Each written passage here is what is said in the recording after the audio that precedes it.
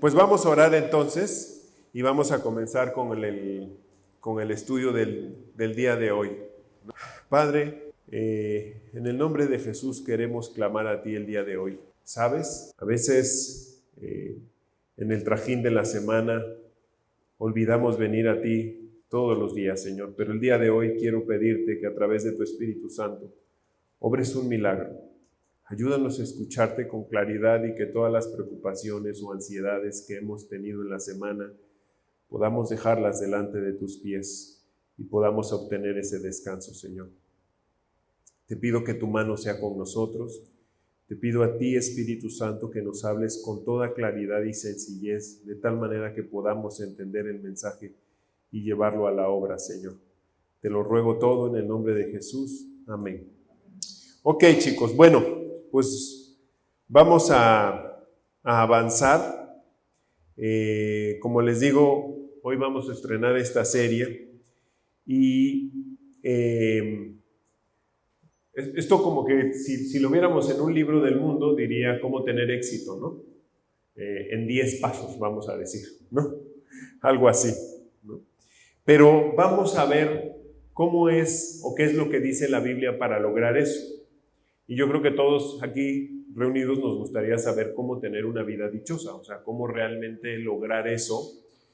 Porque a veces en este mundo roto vivimos cosas que no quisiéramos vivir, ¿no? Así que vamos a ir empezando con este estudio y vamos a empezar en Mateo 5, 1, 2. Vamos a hablar de las famosas bienaventuranzas, o del sermón del monte, como le han dicho algunos, ¿no? Entonces dice así, dice, cuando Jesús vio a la multitud, subió al monte y se sentó. Entonces sus discípulos se le acercaron y él comenzó a enseñarles diciendo, o sea, aquí hay algo muy importante. Número 1 es que cuando nos pone esta referencia Mateo que dice, subió al monte, hay alguien más que subió al monte, y fue Moisés, para hablar con Dios.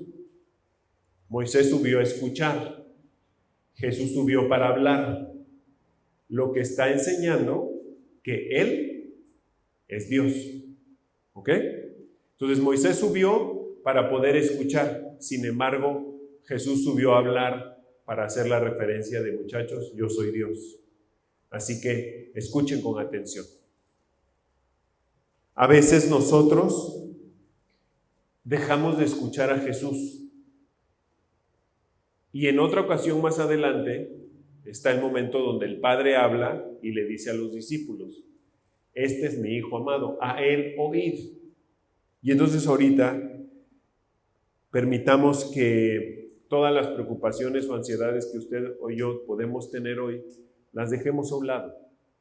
Porque ¿están de acuerdo que problemas siempre va a haber?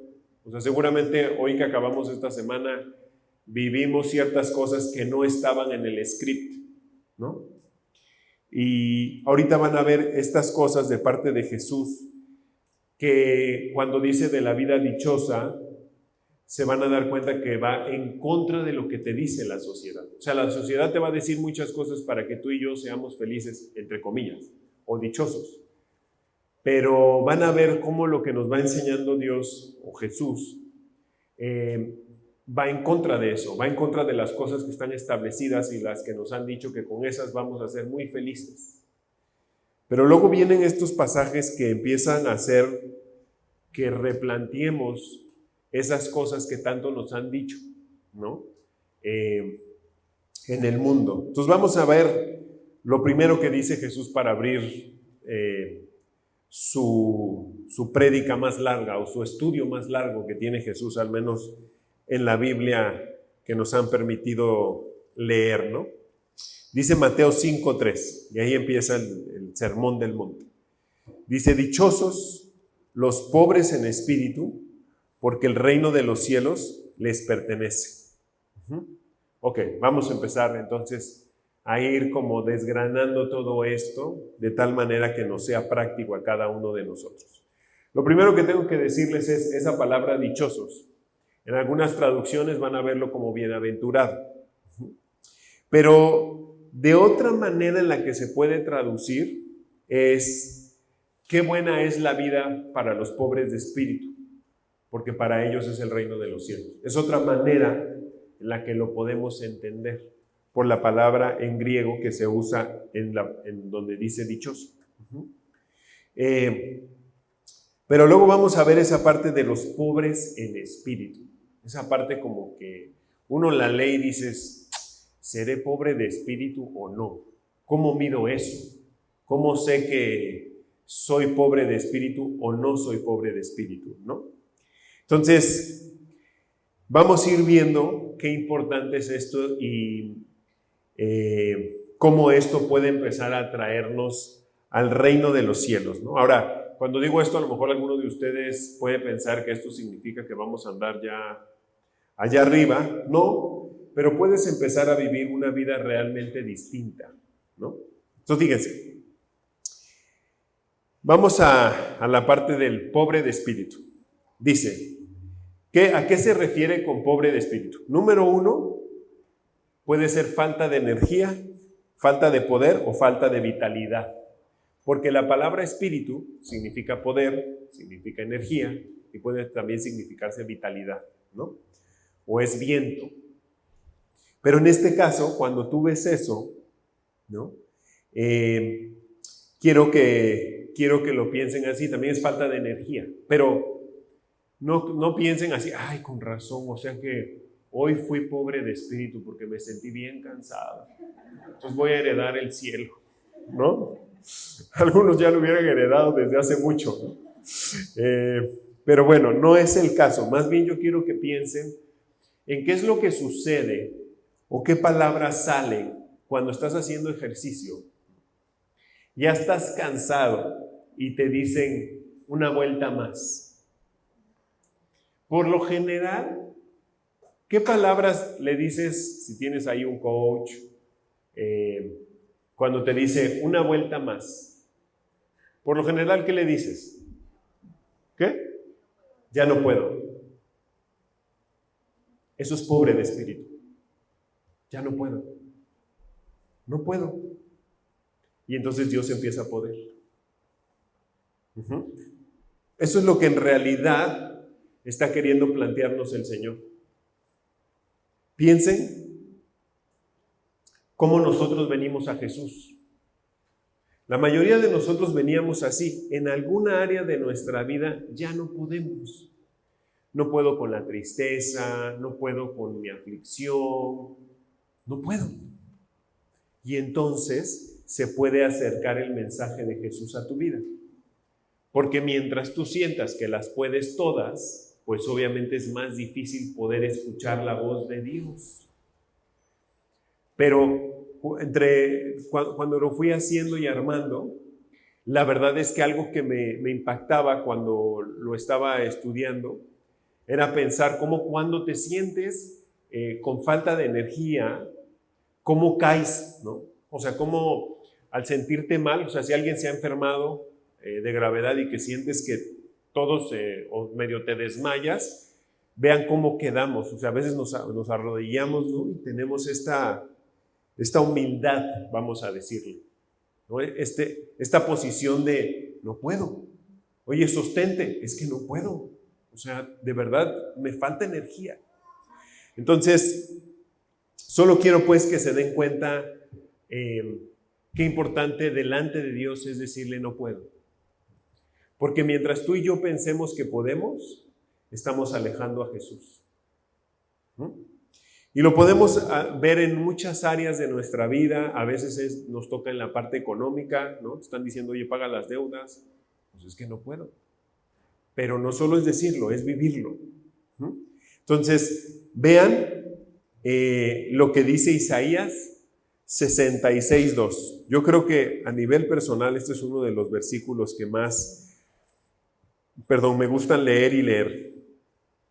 Dice así: yo hice todo esto con mis propias manos. Pues vean lo que está diciendo Dios aquí. A ver, yo hice todo esto, muchachos, ¿ok? Y también te hice a ti. Y luego dice, y fue así como todo llegó a existir, ¿ok? Yo pongo la mirada, fíjense bien, Yo pongo la mirada en los que asisten los domingos. No dice eso, ¿ve? Yo pongo la mirada en los que leen la Biblia todos los días. Tampoco dice eso. Dice, yo pongo la mirada, ¿en qué? En los pobres y humildes de espíritu. O sea, lo que está diciendo es súper importante para cada uno de nosotros. El realmente decirle a Dios, híjole, es que yo con ese tema, Señor, no puedo. Ya sé que no puedes. Si tú me dejas ayudarte, yo te ayudo. ¿Sí? Por eso dice eso. Yo pongo la mirada en los pobres y humildes de espíritu. Es algo que sucede en el corazón. No es algo que podamos demostrarle a la gente. Obviamente, si yo estoy viviendo así, mucho se va a ver reflejado en mis relaciones interpersonales. Eso es un hecho, ¿no? Y luego dice, y en los que tiemblan al escuchar mi palabra. Palabra del Señor. Cuando nosotros realmente somos tan conscientes de cuánto necesitamos a Dios, ahí Dios es cuando puede. Me acuerdo mucho las palabras de mi pastor que me dijo, Dani, cuando tú no puedes, entonces Dios puede. O sea, cuando tú reconoces esa necesidad que tienes de tu Señor, ahí Dios empieza a trabajar contigo. Pero mientras tú estés jactándote de que, no, pues o sea, yo así mucho no creo, nada más creo que a lo mejor en esta área, cuando en realidad todas las áreas las quiere tocar Dios. El área del dinero, por ejemplo, también. Por eso Jesús, cuando viene el hombre rico, dice que le es difícil al rico entrar, porque es difícil que se dé cuenta y que digan, ya no puedo, porque su dinero es su Dios y piensa que con el dinero va a resolver todo. ¿Te enfermas? Aquí está, no hay bronca. Un negocio tronado, no hay bronca, aquí hay. ¿Qué más? Viajar, aquí está, etcétera, ¿no? Entonces, una de las cosas, muchachos, con las que más podemos batallar como creyentes es con el dinero. A veces es lo que hacemos, es como hacerlo nuestro Dios y nos aferramos a Él. Y eso, entre comillas, nos da seguridad. Y la Biblia dice allá en la carta a Timoteo, de parte de Pablo, le dice, dile a los ricos de este siglo que no pongan sus esperanzas en el dinero o en las riquezas, dice, porque son perecederas. O sea, ahí no, muchachos.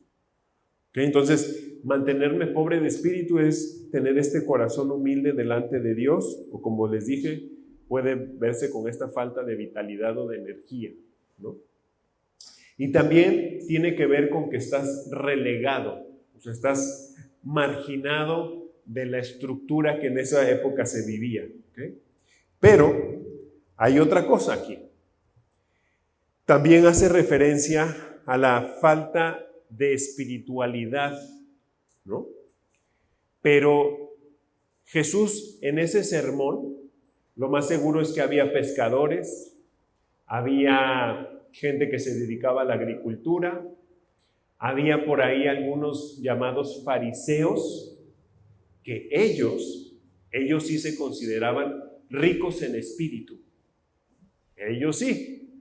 Entonces imagínense aquí a los fariseos, ¿no? Ahorita pues no, nadie aquí viene, pero los fariseos traían una túnica así preciosamente bordada y casi podemos imaginar, dadas algunas historias que se cuentan de historiadores de la época, como Flavio Josefo, que eran gente que, hagan de cuenta que traían así su túnica y era así como de, hazte para allá tú, o sea, no me toques, porque yo soy un santo. Ellos se consideraban ricos en espíritu. Entonces, cuando Jesús les dice, pues yo vengo más bien, ¿qué padre es aquel que es pobre de espíritu? Aquel que no se jacta, que sabe mucho, ¿no? Que cada que puede, no, eso está mal, porque el versículo 4, así eran los fariseos. Los fariseos nada más se dedicaban, eran como la policía de la ciudad, ¿no? A veces hay varios en la iglesia que nada más están así como qué traes esa blusa? ¿Por qué esos zapatos? ¿Por qué? Los amamos, ¿verdad? Entonces imagínense su cara cuando les dice Jesús, no, los que van a heredar el reino de los cielos son los pobres de espíritu. Se han de ver volteado a ver como, ¿qué? O sea, este rabino no sabe ni qué está diciendo. Pero la riqueza espiritual solo la tiene el Señor. Y en el momento que te sientes rico, la soberbia ha llegado a tu vida y olvídate. Ahí empezamos a caminar todos, muchachos. Cuando tú lees la Biblia, a veces te puede ya pasar que estás leyendo, vamos a decir, por quinta vez Juan, por sexta vez Juan, por la vez que tú quieras. Si algo le deberíamos de pedir a Dios es decirle, ¿sabes? Vuélveme a llevar a ese momento donde por primera vez abrí la Biblia y que, wow, no sabía esto. Y que te quieres seguir en la historia porque quieres saber qué sigue pasando, ¿no? Así debemos de leer siempre la Biblia porque jamás vamos a hacer obra terminada. Y aunque vuelves a leer Juan, recuerdo mucho las palabras de un muchacho que hace mucho no lo veo, que le digo, y me dice, ¿qué leo? Le digo, vuelve a leer Juan. ¿Otra vez? Ya lo leí. Sí, otra vez. Vas a aprender otras cosas. Yo creo que ya no lo leyó, ya no lo vi, pero bueno. Entonces, a lo que quiero llegar es que siempre vamos a poder aprender de Jesús. Siempre. O sea, no piensen que, ay, pues ya ese pasaje ya lo vi. Si yo considero que tengo esta pobreza y que tengo necesidad de mi Señor, yo puedo aprender. Yo puedo escucharlo. El problema es cuando yo ya me siento como un fariseo y digo, y más bien vengo a decir, a ver, ¿en qué se equivoca? Ese versículo no es. Esa traducción no, en griego no dice eso. No. De verdad vas a vivir tu vida muy amargada. No hay iglesia perfecta, no hay pastor perfecto. Quedamos pocos. No, no es cierto. ¿No? Ok. Entonces, es que los veo dormidones, entonces hay que despertarlos. Bueno, vean lo que dice Pablo. Es más, este versículo que vamos a leer juntos, se van a dar, me acuerdo mucho de una muchacha que me dijo, oye Dani, ¿eso es cierto? O sea, como que no creía que en la debilidad uno fuera fuerte, porque eso no te dice el mundo, ¿no? O sea, eso no te dice el mundo. Entonces vean qué dice 2 Corintios 12:9. Fíjense. Dice, y me ha dicho, bástate mi gracia. ¿Qué está pasando acá para los que nos acompañan por primera vez? Porque gracias a Dios hay gente nueva hoy. ¿Quién está hablando ahí? ¿Corintios? La primera vez que uno viene a la iglesia y que por primera vez la Biblia la abres, hay palabras que jamás habías escuchado. Corintios, ¿qué es eso? Eso nunca ha aparecido en Instagram. Bueno, Corinto era una ciudad y entonces le está escribiendo a los corintios, ¿ok?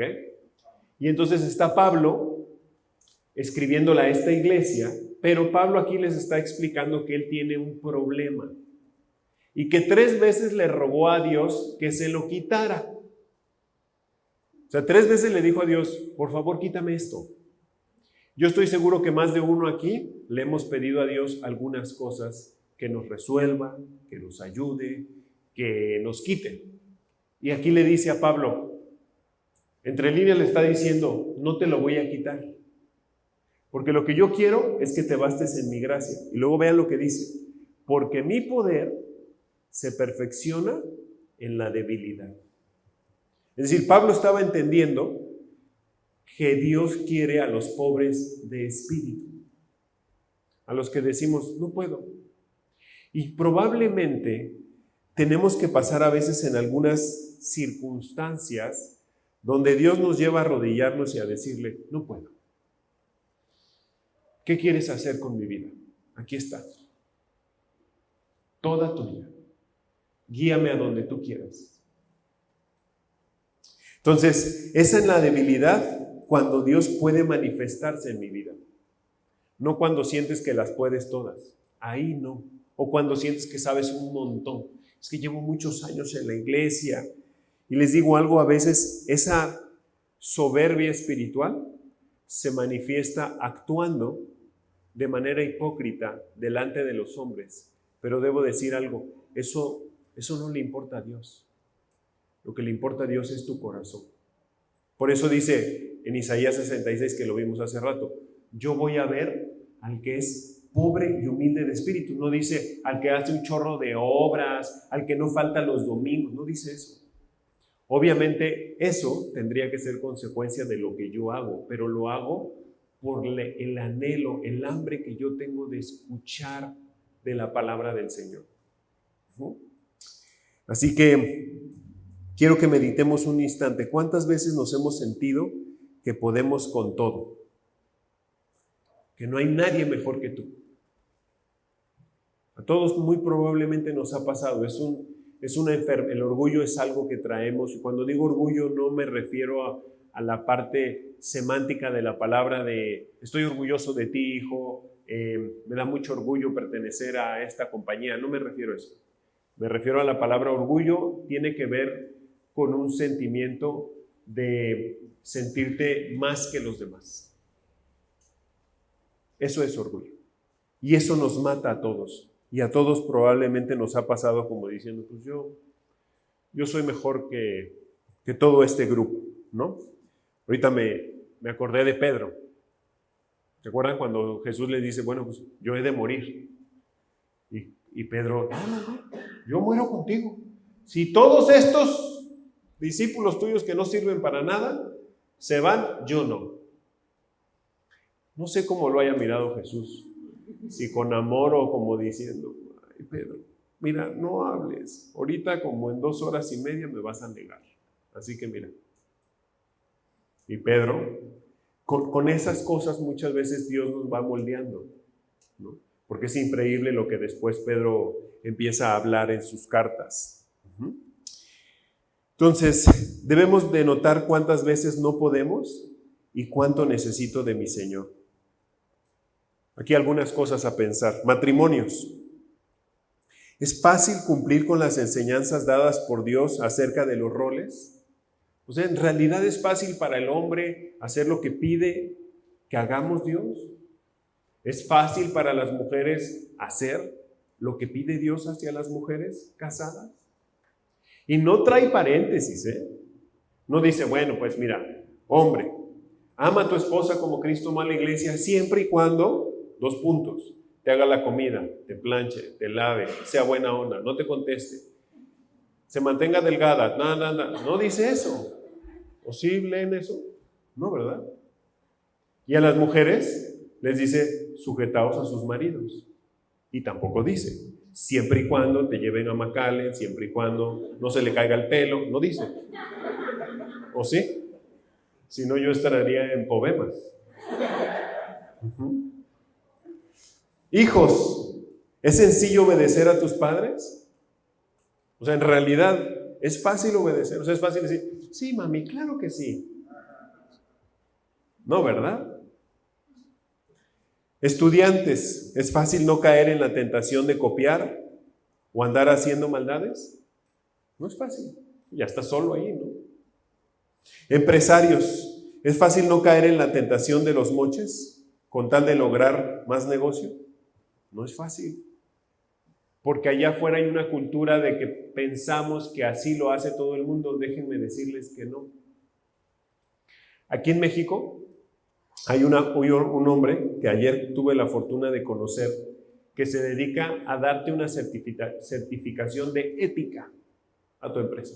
Es decir, que eres libre de corrupción. Creo que es el único que lo hace aquí y lo hace con estándares de otros países. Aquí en México no sé si alguna empresa los pida, pero en Estados Unidos hay empresas que si tú quieres trabajar con la empresa, necesitas ese certificado de que realmente no eres corrupto. No es fácil, ¿ven? Por eso necesitamos de Dios, porque los retos que vivimos chiquitos nos hacen darnos cuenta cuán frágil somos, pero a veces no nos damos cuenta.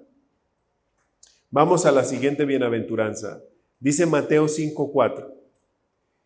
Bienaventurados los que lloran, porque ellos serán consolados. Fíjense, ¿a qué se refiere eso de, puede ser traducido en algunas traducciones, lo van a ver como que los que sufren o los que se lamentan, ¿no? Entonces, aquí muchos pueden, así, acá dijo, ¿cómo que hay una buena vida en que llores? No, a ver, Jesús, yo me imagino estarlo escuchando y diciendo muchos, ¿por qué que yo? No, está más padre reírme, ¿no? Entonces aquí tenemos primero una cultura, aquí en México me refiero, donde a los hombres nos enseñan a no llorar. Es como, tú no llores.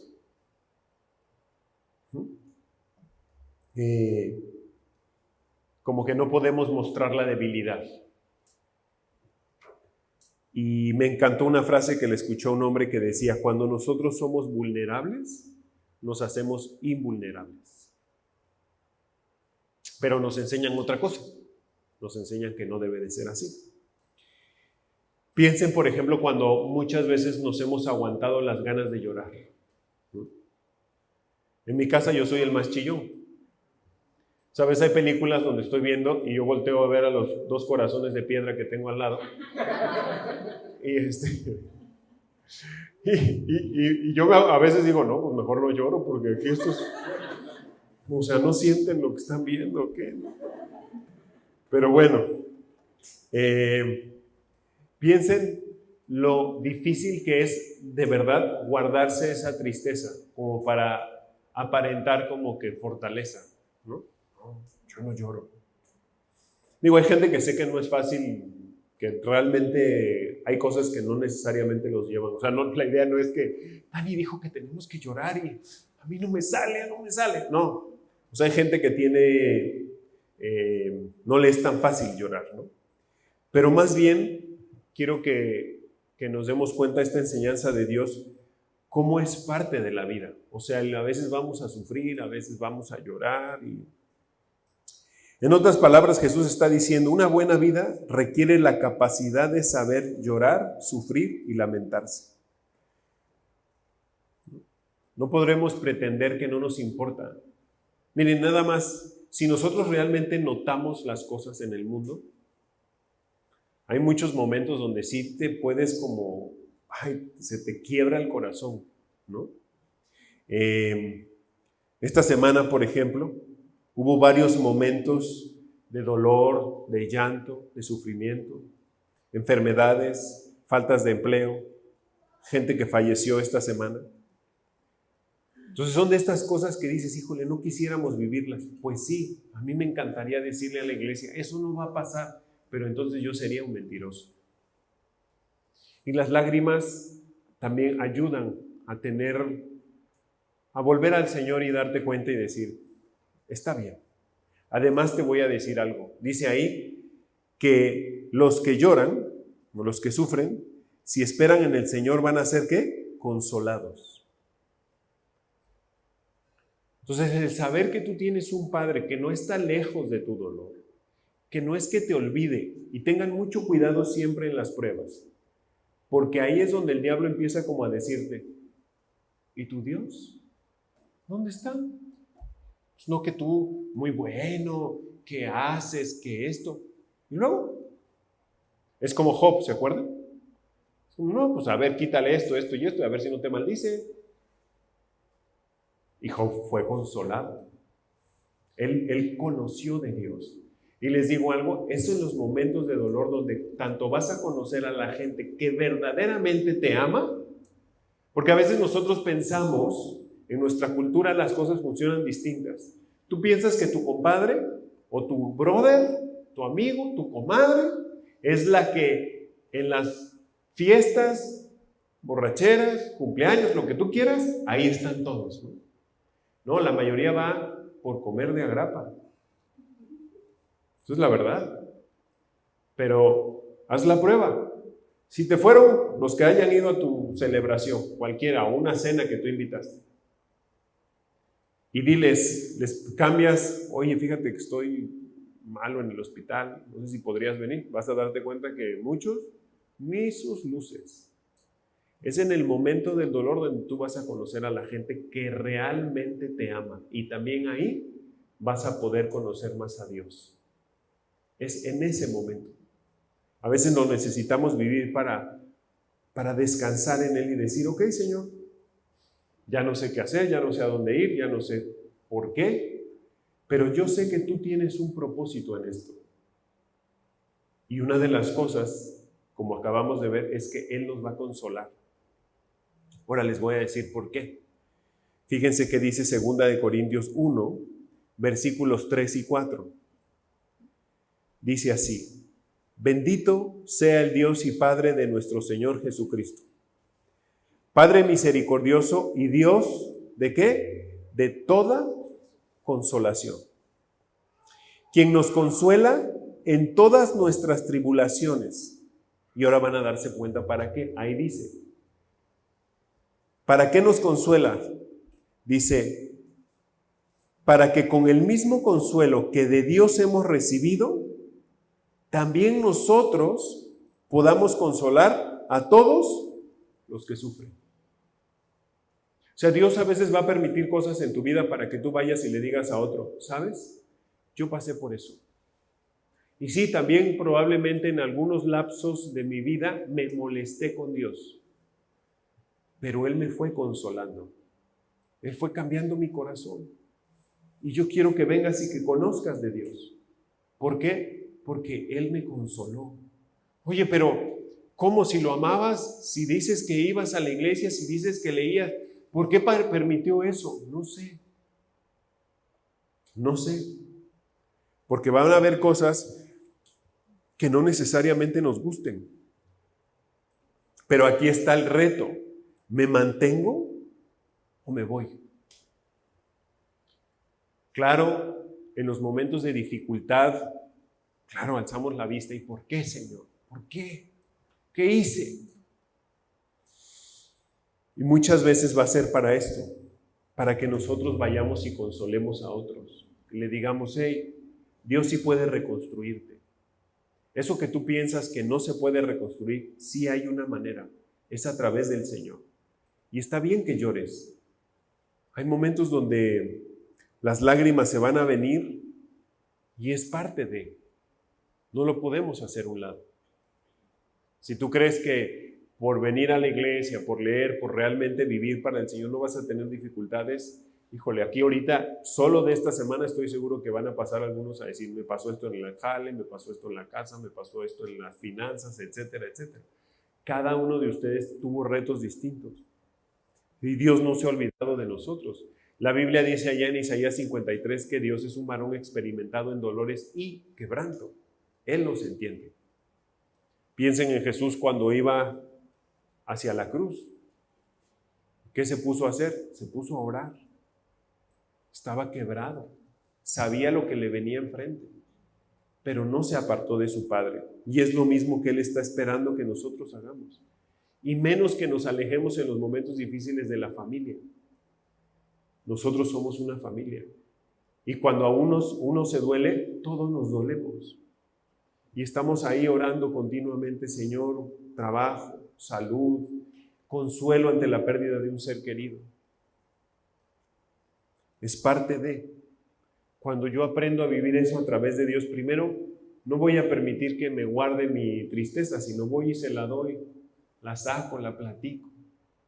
Y a todos nos pasa.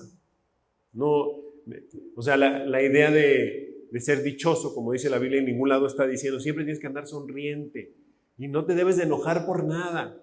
No, dice, tienes que aprender a sufrir. Es parte de este mundo, porque vivimos en un mundo roto. Ya no va a haber sufrimiento allá en el cielo, pero mientras aquí tenemos que pasar y va a ser para consolar a otros, para compartirles a otros. Vamos a la tercera. Estas son 3 que vamos a ver hoy nada más. Dice aquí, en Mateo 5:5, vamos a la tercera bienaventuranza. Dice, bienaventurados los mansos, porque ellos van a recibir la tierra por heredad. Ok. Bueno, ¿qué quiere decir con manso? ¿No? Primero tenemos que saber eso.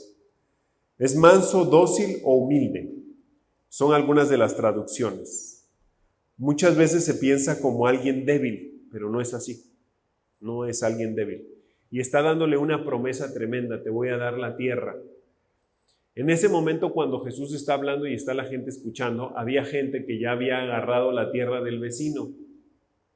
Y entonces cuando escuchó como que al manso le va a dar la tierra, muchos se han de ver enojado, se han de ver molestado. Y la mejor manera, creo yo, de descubrir qué se refiere con manso es recordar a un hombre que se llamó Moisés. ¿Por qué? Porque Números 12:3 dice así, Moisés era un hombre muy manso, más manso que todos los hombres que había sobre la faz de la tierra. Entonces, si pensamos en Moisés, en algunas cosas que él realizó por este versículo, entonces podríamos ver, número 1, él intercede por un pueblo rebelde. Es decir, él se puso a orar porque su pueblo estaba rebelándose en contra de Dios. ¿Qué está implicando eso? Si tú tienes un familiar, una familia, un conocido que sabes que está haciendo algo equivocado, mi labor no es criticarlo, mi labor no es juzgarlo, mi labor sería orar por él, para que Dios toque su corazón. Segundo, obedeció al Señor, al principio en contra de su voluntad. Eso es alguien manso. A veces la Biblia nos va a decir cosas que no queremos hacer y que queremos batallar con Dios y decir, no, eso yo no lo hago, eso yo no estoy de acuerdo. Dios, cada cosa que te dice, las bendiciones por hacerlo no las alcanzamos a entender todos nosotros. Porque yo estoy seguro que cuando nosotros hacemos algo que le agrada al Señor, no te da una bendición. Él multiplica las bendiciones. Mientras tú solamente sumas algo que Él te está diciendo que hagas, tú sumas, pero Él multiplica. Y Moisés lo vio. Moisés vio su vida, cómo Dios fue multiplicándole cosas en su día a día. 3, aceptó las correcciones y sugerencias. ¿Se acuerdan cuando llegó su suegro? Moisés atendía a todo el pueblo y le dice Jetro, a ver, no Moisés, no te vas a morir. O sea, hay que delegar todo esto, Moisés. Y tú no ves a Moisés diciendo, no, espérate, a ver, tú acabas de llegar hoy, ¿quién te invitó? No, y dices, no, pues sí. Y eso es algo que Dios se goza de aquel que cuando viene una sugerencia dice, tienes razón, tengo que cambiar eso, muchas gracias. Amaba a Dios y le creyó a Dios. Son algunas características que uno puede ver en un hombre manso. Entonces los mansos van a heredar la tierra. Así que si se dan cuenta, en esta primera tríada que vimos al día de hoy, Dios se goza de los pobres de espíritu. Dios se goza de aquel que con humildad viene delante de Él a pedir su ayuda, todos los días. Porque todos los días de verdad lo necesitamos. A veces no nos damos cuenta cómo hay cosas que nos cuestan, y si eso nos cuesta, pues obviamente decisiones más difíciles, pues todavía nos van a costar más. No quiero quemar a ninguna dama, a ninguna mujer, pero ¿cómo cuánto se tardarán en decidir qué se pone? En entrar al closet y decir, primero ver un closet con ropa y decir, es que no tengo nada que ponerme. Y entra el esposo, yo creo que como diciendo, híjole, una de dos, o no veo bien, o ella no ve bien. Pero si le digo eso, va a haber problemas. Mejor no le digo. Y luego ya que, bueno, sí tengo, pero ¿y de todo esto qué me pongo? Estoy hablando de la ropa, ¿eh? ¿Cuánto a veces nos cuesta decidir así, cositas así? Ahora imagínense ya cosas más difíciles. Por eso necesitamos del Señor. Luego habló de los que lloran y luego acabó hablando de los mansos. 3 características que Dios va buscando en nosotros y que poco a poco Él va convirtiendo todo este corazón. Poco a poco. No es de la noche a la mañana, pero Él se goza de que todo esto vaya pasando en mi vida. Hay algunos que les cuesta o nos cuesta ser mansos. Viene una corrección, no te gusta, te enojas. Es parte de lo que Dios va haciendo en el corazón del ser humano. A nadie nos va a gustar que nos corrijan, porque somos orgullosos y egocéntricos. Pero Dios trabaja a través también de las personas para ir puliendo nuestra vida. Por eso dice, es bienaventurado aquel que es pobre de espíritu, que llora y que es manso. Y los 3 tienen una promesa. Uno, el reino de los cielos, el segundo que consuela y el tercero, que va a heredar la tierra. Y con este salmo, hoy vamos a acabar hoy. Dice el Salmo 37, 7 al 11. Fíjense, esta primera parte dice aquí, calla delante del Señor y espera en Él. Miren, cualquier circunstancia que hoy estés pasando, si algo te puedo decir es, espera en Dios. A veces podemos pensar que Dios se tarda un montón, que no contesta, que por qué, que no lo hace a mi manera. Qué bueno que no lo hace a nuestra manera. Entonces no veríamos su mano. Lo hace a su manera y por eso dice, espera en Él. Disfruta de Él. Por eso les decía que en el dolor nosotros conocemos a la gente. Y en el dolor muchas veces vamos a conocer más a Dios. En esos momentos de aflicción, en esos momentos muchas veces nos quiebra Dios.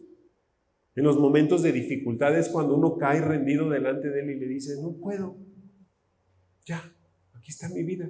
Tenía que pasarme esto por algo, aquí está. A lo mejor alguno de ustedes ya tuvo una escena así, donde estaba en el piso, tirado, llorando, sin saber qué hacer y de repente le pidió ayuda a Dios. Y Dios hace. Pero la cosa es que podamos escucharlo. Por eso dice, calla delante del Señor y espera en Él. O sea, escúchalo. Cada que abras tu Biblia, escúchalo. Y dice, no te alteres con motivo de los que prosperan en su camino, por el hombre que hace maldades. Usted está diciendo, mira, deja de ver al otro. Es que ese le va re bien. Ese está ganando, está diciendo. Y a mí no. Déjalo. Él tendrá algunas cuentas que arreglar con Dios. Tú, en tu Señor. Sigo leyendo, dice, deja la ira y abandona el enojo. De ninguna manera te apasiones por hacer lo malo, porque los malhechores serán destruidos, pero los que esperan en el Señor heredarán la tierra. Dentro de poco no quedará el impío, contemplará su lugar y no aparecerá. Se está hablando del pecador. Tú de repente vas a ver al cuate que andaba haciendo, deshaciendo y todo, y según tú le iba bien, y de repente vas a voltear y ya no está, falleció. Nunca quiso nada con Cristo y se acabó. A mí eso siempre me sorprende mucho. O sea, siempre que pasa algo, que alguien fallece, digo, wow, ya, se acabó. Ya se acabó la película, ya. No hay más. Y se va muy rápido esto. Pensamos que no. Por eso Moisés, en el Salmo 90, dice, enséñame a contar mis días. ¿Para qué? Para que traiga al corazón sabiduría. Porque eso nos va a permitir decir, oye, primero necesito de Dios para que me ayude a disfrutar el día a día. Que si tengo que comer, que si tengo trabajo, que si tengo a mi familia, que si tengo a mis hijos. Eso es sabiduría. Porque decimos, mira, pues cada que cumplimos un año, nos quedan menos días en el contrato y no sabemos cuánto nos queden. Entonces, por eso es tan importante esta sabiduría que viene de parte de Dios y que esperemos en Él. Dice, contemplará su lugar y no aparecerán. Luego dice, pero los mansos heredarán la tierra y se van a deleitar por la abundancia de paz. Es decir, cuando yo realmente estoy buscando a mi Señor con un corazón manso y de alguna u otra manera, a través a lo mejor de la prédica, de un estudio, de un amigo que veo que me quiere, viene una exhortación, yo tengo un corazón manso, yo voy a empezar a ver las bendiciones de Dios en mi vida. La cosa es que lo tenga de corazón. Yo puedo contestar buena onda, puedo decirle muchas gracias, voy a tomarlo en cuenta, pero tú y Dios saben si realmente lo estás tomando con un corazón manso o ya aprendiste a aparentar.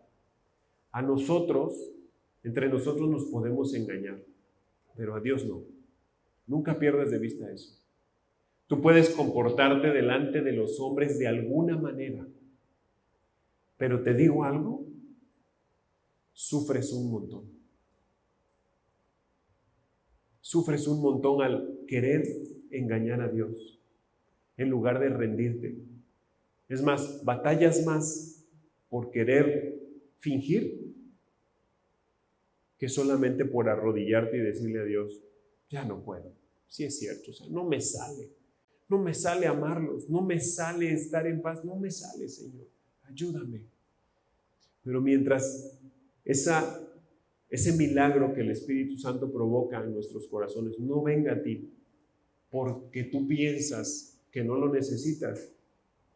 Por eso la Biblia dice que Dios da gracia a los humildes y resiste a los soberbios. Cuando yo pienso que yo ya estoy hecho, que yo ya leí, que yo ya sé, que me comporto de cierta manera porque según yo soy cristiano, pero en realidad no lo vivo en mi corazón, sé que puedes estar sufriendo un montón. Pero mientras no vengas con esta mansedumbre a decirle a Dios, aquí estoy, entonces no podrás ser dichoso. Porque el dichoso en esta primera tríada que vimos son, vuelvo a decirlo, el pobre de espíritu, el que llora y el manso. Así que aquí lo vamos a dejar por hoy. Dios anhela que esperemos en Él ante cualquier circunstancia y así podemos ir aprendiendo a vivir una vida dichosa a través de Él. Y como diría Job, de oídas te había oído, pero hoy, a través de esto que acabo de escuchar, me siento dichoso, porque hoy mis ojos te ven, Señor. Hoy a través del dolor, a través de los problemas, a través de darme cuenta la necesidad que tengo de ti, presentarme débil como soy, entonces he conocido tu poder. Y ahora sí, no solo te oigo, ahora te vi, Señor, y te he visto en mi vida. Así que vamos a orar y terminamos por el día de hoy. Padre, de verdad gracias, Señor, por recordarnos lo débiles que somos, Señor. Gracias, Padre, por hacernos ver qué pobres de espíritu somos y cuánto necesitamos de ti, Señor. Gracias por las lágrimas que has provocado, Señor, a través de las pruebas. Enséñanos a caminar contigo y como diría David, aunque andemos por un valle de sombra de muerte, recuérdanos no temer. ¿Por qué? Porque tú estás con nosotros, Señor. Gracias por darnos a entender lo que es ser manso. Y si no lo somos, Señor, danos un corazón así, manso. Un corazón que ya no quiera vivir para nosotros mismos, sino que llévanos a vivir para ti, mi Señor. Gracias por hacernos débiles y recuérdanos lo frágil que somos. Toma nuestras vidas, Jesús, y dirígelas tú, mi amado Señor. Te lo suplico, Padre amado. Te pido que tú nos guardes del mal, que tu mano nos bendiga, Señor, y fortalécenos, Padre. Enséñanos a contar nuestros días de tal manera que traigamos al corazón sabiduría. Sigue cultivando tu amor en nosotros. Y te pido que nos despidas en paz. En el nombre de Jesús. Amén.